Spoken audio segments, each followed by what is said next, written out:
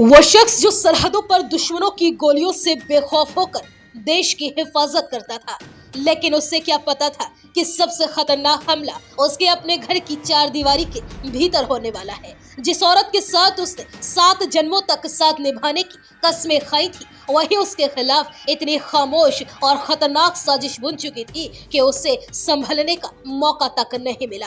खबर उत्तर प्रदेश के मेरठ जिले से है। तस्वीरों में जो महिला आपको नजर आ रही है, यह कातिल है अपने उस पति की जो उसे बेपनाह मोहब्बत करता था। वह सरहद पर तैनात रहकर भी अपनी पत्नी की यादों में तड़पता था, लेकिन पत्नी के दिल में तो अपनी देवर की मोहब्बत के फूल खिल चुके थे और अब वो उसी के साथ अपनी जिंदगी गुजार देना चाहती थी। और बस इसलिए उसने अपने पति को ठिकाने लगाने का प्लान बनाते हुए उसकी बेदर्दी से हत्या करवा दी और खुद अपने हाथों से अपना सुहाग उजाड़ लिया।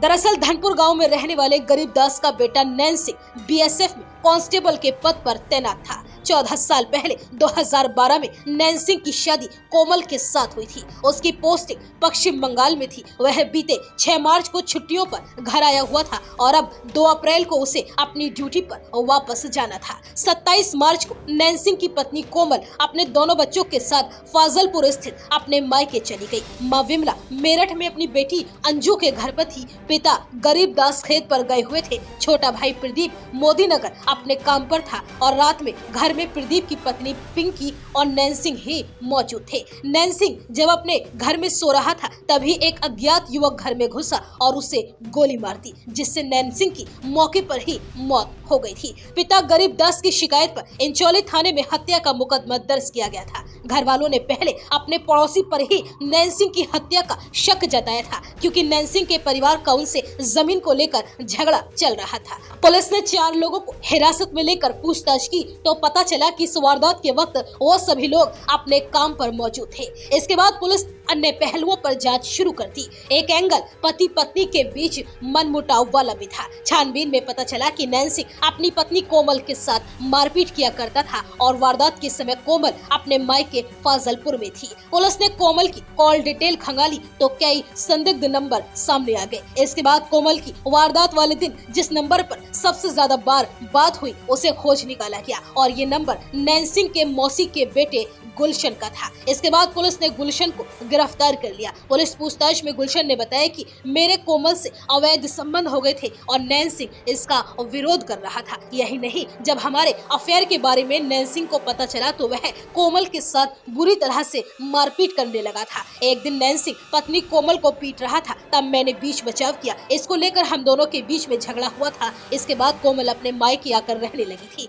गुलशन के बयान के बाद पुलिस ने फौरन कोमल को गिरफ्तार कर लिया। पुलिस ने गुलशन और कोमल को आमने सामने बैठाकर पूछताछ की तो राज खुलते ही कोमल रोने लगी। उसने बताया कि मेरे गुलशन से संबंध हो गए थे, हम दोनों शादी करना चाहते थे, इसी के चलते नैन सिंह की हत्या की प्लानिंग की। कोमल ने बताया कि पति से झगड़े के चलते मैं अपने मायके में रहने लगी थी। इसके बाद मेरी अक्सर गुलशन से मुलाकातें होने लगी। इसी बीच कोमल ने गुलशन के साथ मिलकर हत्या की पूरी स्क्रिप्ट तैयार कर ली। इस काम के लिए गुलशन ने अपने दोस्त राहुल उर्फ पवन, गुड्डू और मोंटू को भी तैयार कर लिया। गुलशन ने नैन सिंह की 6 लाख रुपए में हत्या की सुपारी अपने दोस्तों को दे दी। तय हुआ कि हत्या करते ही तीनों को 2-2 लाख रुपए मिल जाएंगे। पैसे इकट्ठा करने के लिए कोमल ने अपनी ही शादी के गहने बेच डाले और इसी पैसे से तमंचा खरीद कर दोस्तों को दे दिया। हत्या वाले दिन गुलशन तीनों दोस्तों को नैन सिंह के घर लेकर गया था और वो खुद बाहर खड़े होकर इंतजार करने लगा। नैन सिंह की हत्या करने के बाद वो लोग वहाँ से भाग गए।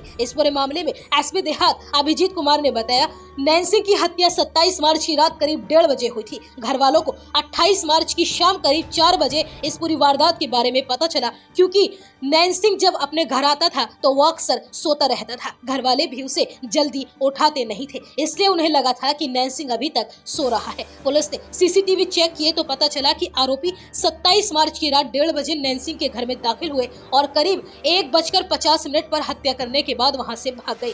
28 मार्च की शाम तक जब नैन सिंह सोकर नहीं उठा तो उसकी भाभी उसे जगाने के लिए पहुंची थी और जैसे ही उन्होंने दरवाजा खोला तो नैन सिंह का खून से लथपथ शव बिस्तर पर पड़ा हुआ था। गुलशन और कोमल ही इस पूरे हत्याकांड के मास्टरमाइंड थे। कोमल पहले से अपने मायके रह रही थी। हत्या वाली रात गुलशन अपने दोस्तों राहुल उर्फ पवन, गुड्डू और मोंटू को लेकर नैन सिंह के घर में दाखिल हुआ था। वह तीनों को वहीं छोड़कर चला गया। सबसे पहले गुड्डू हत्या करने के लिए उसके कमरे में गया, लेकिन वह गोली नहीं मार पाया। इसके बाद राहुल ने तमंचा लिया और अंदर जाकर नैन सिंह को गोली मार दी।